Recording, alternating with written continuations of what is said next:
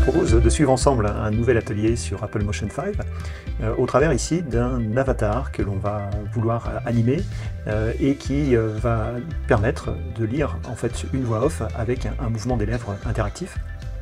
Motion 5 est un outil majeur de motion design et d'animation 2D, 3D, totalement intégré dans l'écosystème et le flux de production audiovisuelle d'Apple.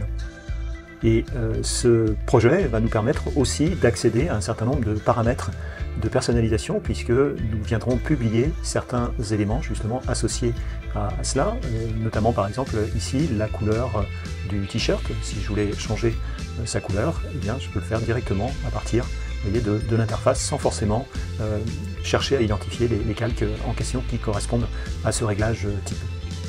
Alors, quelles sont les différentes étapes de ce projet? La première des choses va être de préparer les différents éléments justement qui vont composer cet avatar. Donc nous viendrons ici rajouter tous les éléments qui nous intéressent.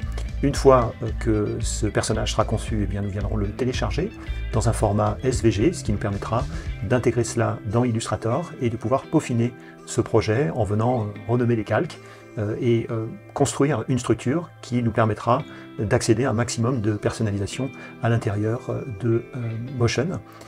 L'étape d'après, ce sera d'exporter chacun des éléments qui composent justement cet avatar. Nous viendrons utiliser justement la fonction d'exportation d'Illustrator.